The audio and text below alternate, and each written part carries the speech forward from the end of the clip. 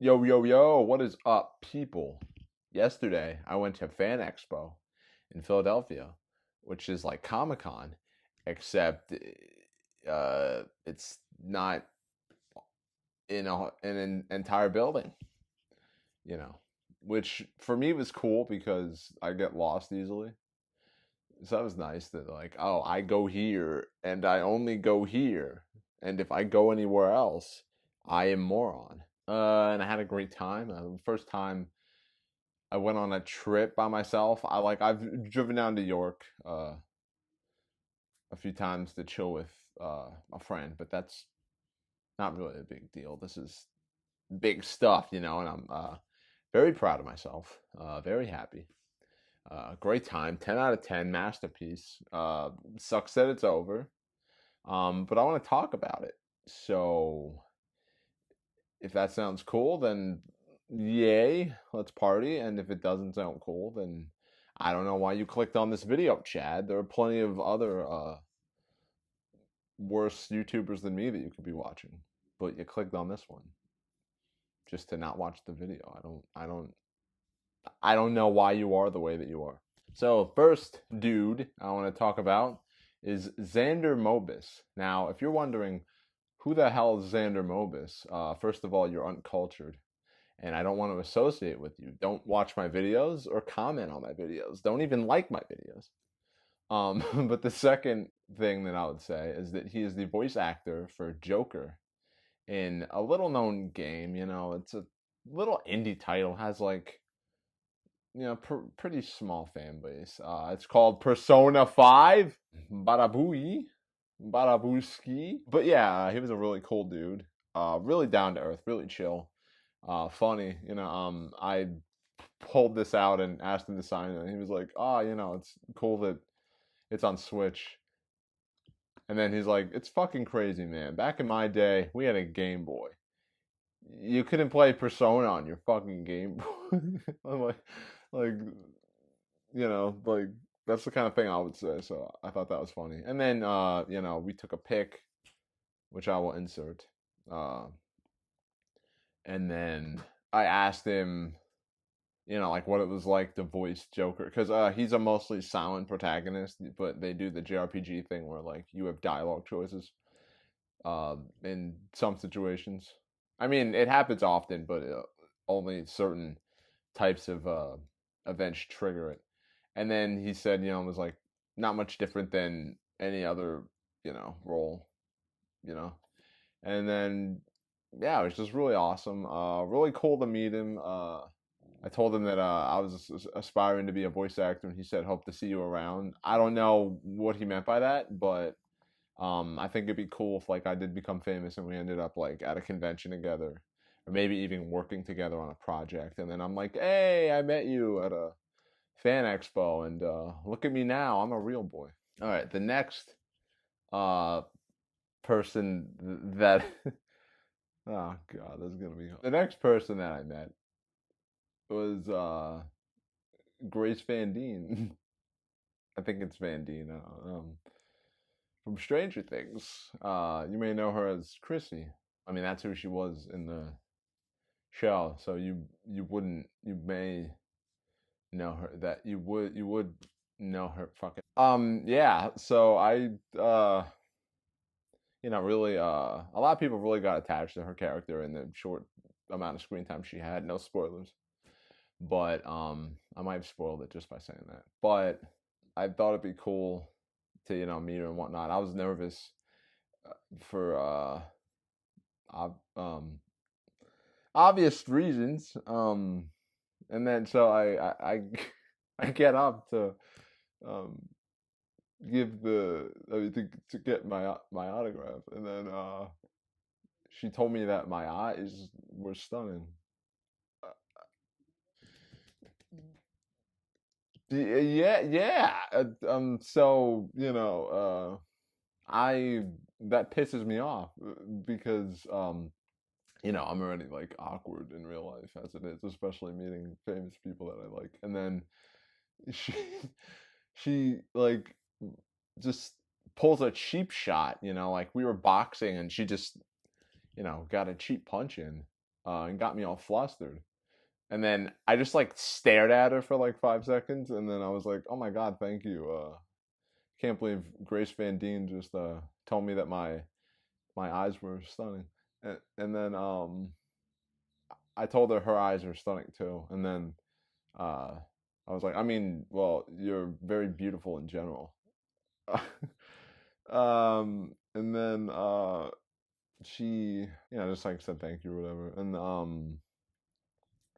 And then she asked me if I wanted her to write "Chrissy Wake Up" on my picture. And then I said, "Oh yeah, yeah." And then I'm like, "Thank you. I mean, I'm glad you woke up to come here." And like I did the like that drum sound on the table, and then she just like like kind of like giggled or whatever, and then was like, no. And then I'm like, it couldn't have been that bad if you laughed at it. And then she's like, I take it back, like a joking manner. And then we took a selfie.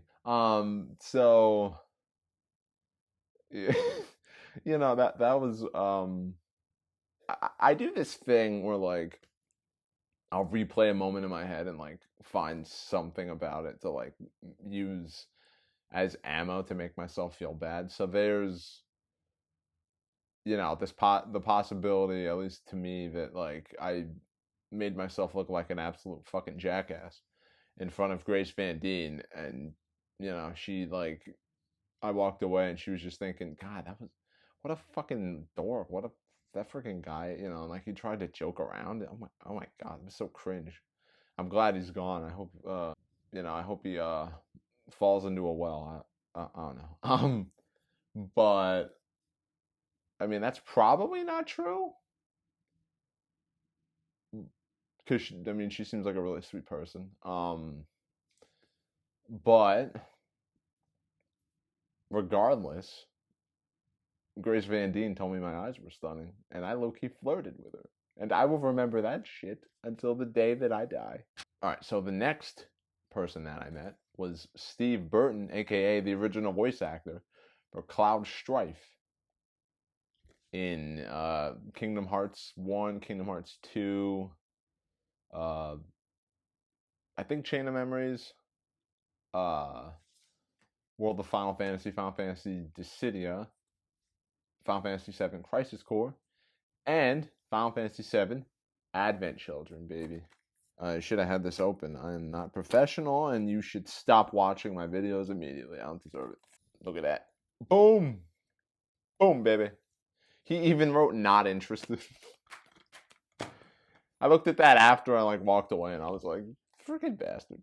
He's a really cool dude. Really down to earth. I got to tell him, that I really resonate with Cloud, and that he's one of my role models.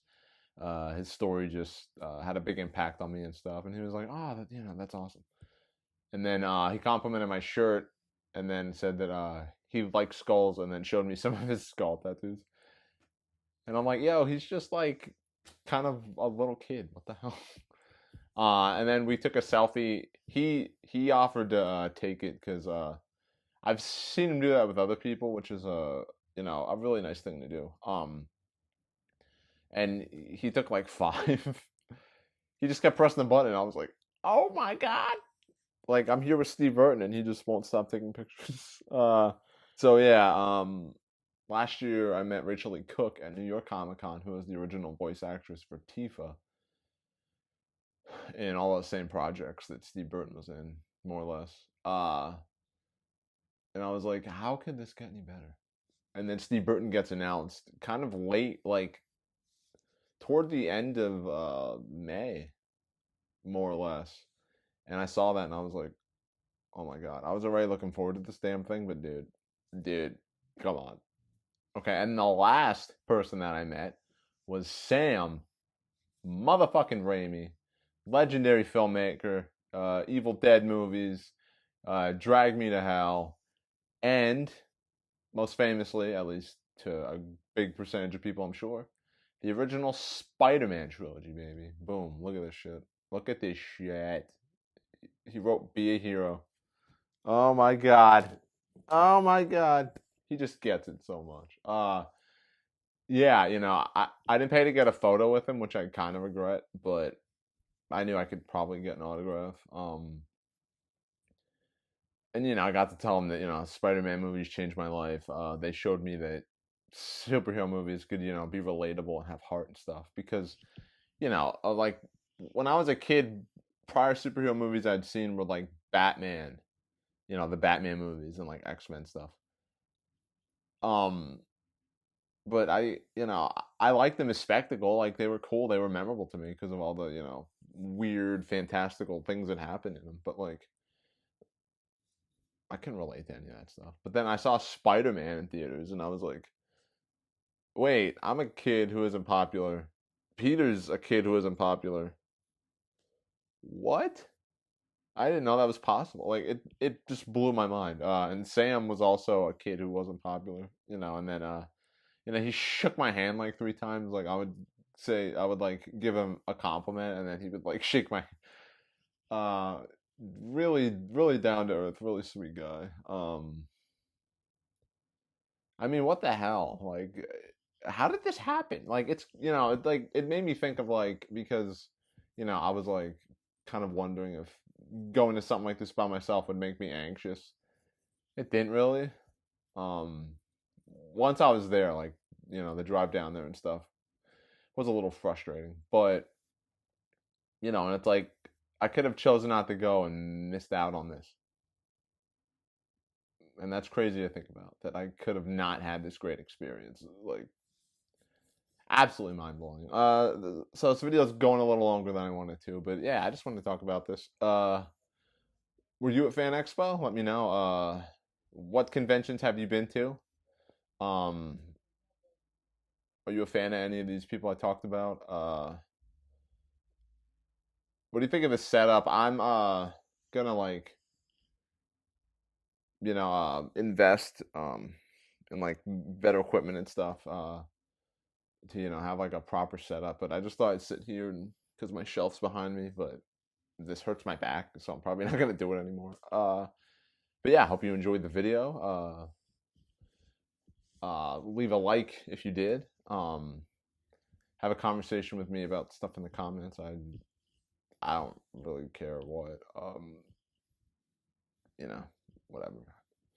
I'm just a lonely guy. I'm just kidding. Not really. Have a good day and night, depending on when you watch this, and I will see you in the next video.